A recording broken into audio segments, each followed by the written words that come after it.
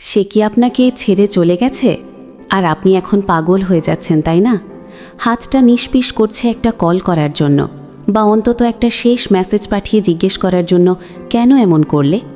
বুকের ভেতরটা কেমন যেন ফাঁকা লাগছে, দম বন্ধ হয়ে আসছে। থামুন, একদম নড়বেন না। ঠিক এই মুহূর্তে আপনি জীবনের সবচেয়ে বড় ভুলটা করতে যাচ্ছিলেন।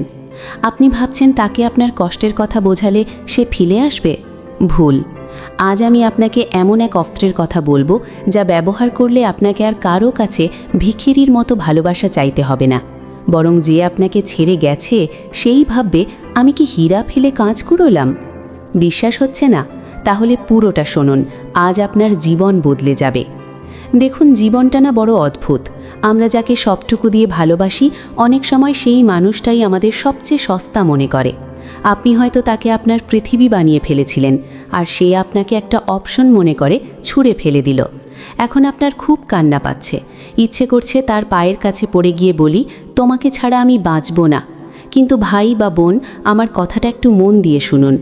এই যে আপনি তার জন্য কাঁদছেন, তার ইনবক্সে বড় বড় মেসেজ পাঠাচ্ছেন, এতে কি সে ফিরে আসছে? আসছে না, বরং সে আপনাকে আরও দুর্বল, আরও নিচু মনে করছে। মানুষের মনস্তত্ত্ব বা সাইকোলজি খুব বিচিত্র। আমরা সেই জিনিসটারই কদর করি না যেটা খুব সহজে পাওয়া যায়। আপনি যখনই তার পেছনে ছুটছেন, আপনি নিজেকে তার কাছে সস্তা করে ফেলছেন। তাহলে এখন উপায় একটাই, আর সেটা হলো চুপ করে যাওয়া, একদম পাথরের মতো নীরব হয়ে যাওয়া। অনেকেই ইউটিউবে বা বন্ধুদের কাছে জানতে চায় ভালোবাসার মানুষের অবহেলা কিভাবে সামলানো যায়, বা কী করলে পার্টনার মিস করবে। উত্তরটা কিন্তু খুব সহজ, কিন্তু করাটা কঠিন। সেটা হলো তাকে তার মতো ছেড়ে দেওয়া। হ্যাঁ, শুনতে খুব কটু লাগছে জানি, কিন্তু এটাই একমাত্র পথ। যখন সে আপনাকে ছেড়ে চলে গেল, সে মনে মনে একটা ছবি এঁকে রেখেছিল। সে ভেবেছিল আপনি ভেঙে পড়বেন, আপনি তাকে কল করে জ্বালাতন করবেন, আপনি কান্নাকাটি করবেন। এটা তার ইগো বা অহংকারের খোরাক। সে এতে তৃপ্তি পায়। সে ভাবে, আমি এতটাই স্পেশাল যে আমার জন্য কেউ একজন পাগল হয়ে যাচ্ছে। কিন্তু আপনি যদি সেই চিত্রনাট্যটা পুরো উল্টে দেন, ভাবুন তো, সে ব্রেকআপ করলো বা চলে গেল, আর আপনি কোনো প্রতিক্রিয়া দেখালেন না। না কোনো কান্না, না কোনো রাগ, না কোনো কৈফিয়ত চাওয়া, কেবল এক আকাশ নীরবতা।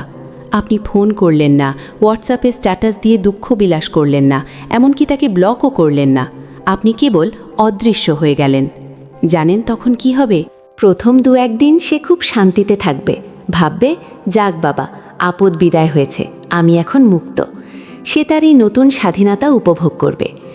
কিন্তু ঠিক যখনই কয়েকটা দিন পার হবে আর আপনার দিক থেকে কোনো টু শব্দটি আসবে না, তখন তার মনের ভেতর খচখচানি শুরু হবে।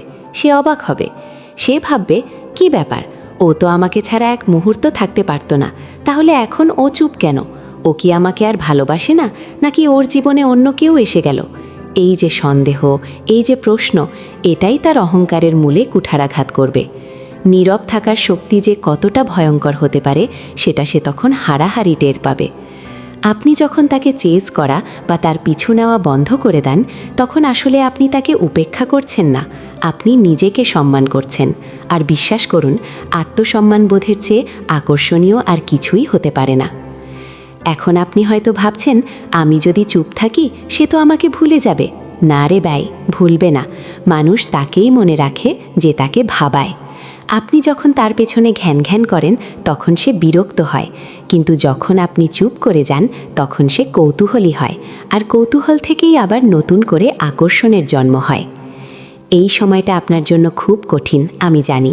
রাতে ঘুম আসবে না, পুরনো স্মৃতিগুলো বুকের ভেতর মোচড় দেবে, মনে হবে এক দৌড়ে গিয়ে তাকে একবার দেখি।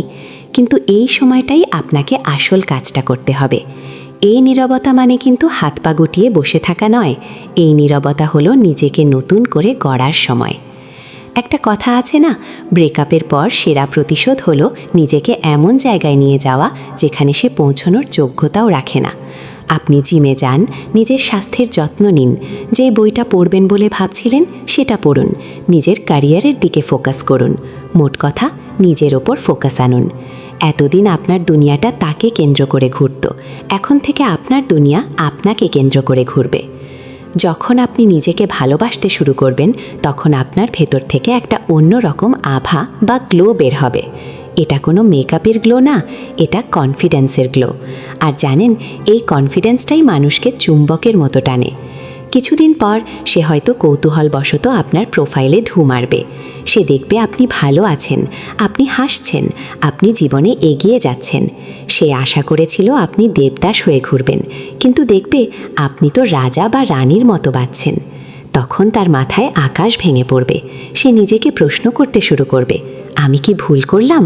আমি কি এমন কাউকে হারালাম যে আসলে হীরা ছিল? এই অনুশোচনা, এই রিগ্রেট, এটাই আপনার আসল জয়। তাকে গালি দিয়ে, তার বদনাম করে আপনি যা করতে পারতেন না, আপনার এই নীরব উন্নতি তাকে তার চেয়ে 1000 গুণ বেশি কষ্ট দেবে। দেখুন, সম্পর্ক ভেঙে গেলে আমরা ভাবি আমাদের জীবন শেষ, কিন্তু আসলে কি তাই? অনেক সময় ওপরওয়ালা আমাদের জীবন থেকে কিছু মানুষকে সরিয়ে দেন, যাতে আমাদের জীবনটা রক্ষা পায়।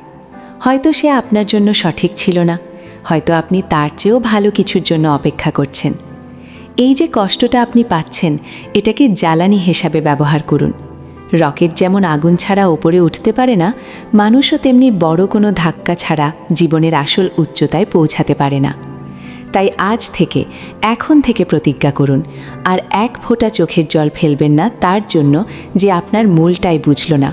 ফোনটা দূরে রাখুন, তার লাস্ট সিন চেক করা বন্ধ করুন। সে কার সাথে মিশছে, কি করছে, এসব দেখা বন্ধ করুন। আপনি যখন তাকে স্টক করা বা লুকিয়ে দেখা বন্ধ করবেন, তখনই আপনি মানসিকভাবে স্বাধীন হবেন। আপনি যখন সম্পূর্ণ নীরব হয়ে যাবেন, তখন আপনার এই অনুপস্থিতি তার কাছে আপনার উপস্থিতির চেয়েও বেশি ভারী হয়ে উঠবে। সে আপনার কথা ভাবতে বাধ্য হবে, কারণ মানুষ যেটা পায় না বা যেটা তার হাত ফসকে বেরিয়ে যায়, সেটার প্রতি তার টান সবচেয়ে বেশি থাকে। প্রাক্তন ফিরে আসবেই কি না সেটা বড় কথা নয়, বড় কথা হলো আপনি নিজেকে ফিরে পেলেন কি না। যদি সে ফিরে আসে, তখন সিদ্ধান্ত আপনার হাতে থাকবে। আপনি তাকে গ্রহণ করবেন কি করবেন না, সেই চাবিটা থাকবে আপনার পকেটে। আর যদি সে ফিরে নাও আসে, তাতেও আপনার কিছু যাবে আসবে না, কারণ ততদিনে আপনি নিজেকে এমন এক উচ্চতায় নিয়ে গেছেন যেখানে তার থাকা না থাকায় আপনার সুখ নির্ভর করে না। আপনি তখন একা হয়েও সম্পূর্ণ। এই যে রূপান্তর, এই যে নিজেকে ভেঙে আবার নতুন করে গড়া, এটা সহজ নয়। এটা আগুনের উপর দিয়ে হাঁটার মতো, কিন্তু আগুনের ভেতর দিয়েই তো লোহা ইস্পাত হয়, তাই না? আপনি এখন সেই প্রক্রিয়ার মধ্যে আছেন। নিজেকে সময় দিন, তাড়াহুড়ো করবেন না। মনে রাখবেন, নীরবতা মানে দুর্বলতা নয়। নীরবতা মানে হলো আপনি আপনার আবেগের ওপর নিয়ন্ত্রণ নিয়ে এসেছেন। আপনি এখন আর আবেগের বশবর্তী হয়ে কোনো কাজ করেন না। আপনি এখন ধীর, স্থির এবং শক্তিশালী। পৃথিবীর কোনো ঝড়ই আপনাকে আর টলাতে পারবে না। আর একটা কথা, প্রতিশোধ নেওয়ার নেশায় নিজেকে নষ্ট করবেন না। সেরা প্রতিশোধ হলো ভালো থাকা।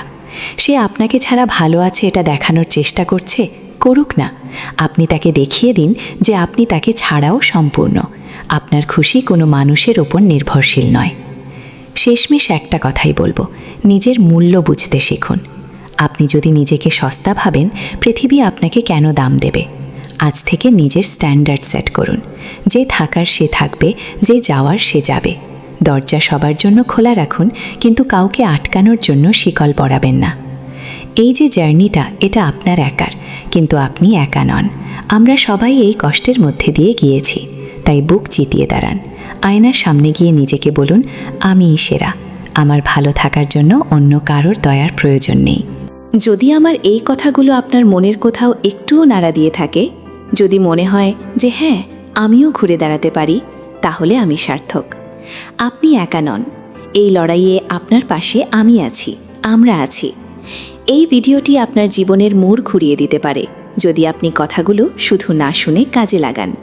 যদি ভিডিওটি ভালো লেগে থাকে, তাহলে একটা লাইক দিয়ে দিন, এতে আমার উৎসাহ বাড়ে। আর যদি মনে হয় এই কথাগুলো আপনার কোনো বন্ধুর কাজে লাগতে পারে, তবে শেয়ার করতে ভুলবেন না। আর হ্যাঁ, নিজেকে ভালোবাসার এই যাত্রায় আমাদের পরিবারের সদস্য হতে চাইলে সাবস্ক্রাইব করে বেল আইকনটি বাজিয়ে দিন। দেখা হচ্ছে পরের ভিডিওতে। ততক্ষণ পর্যন্ত নিজের খেয়াল রাখুন, ভালো থাকুন এবং অবশ্যই শক্তিশালী থাকুন। ধন্যবাদ।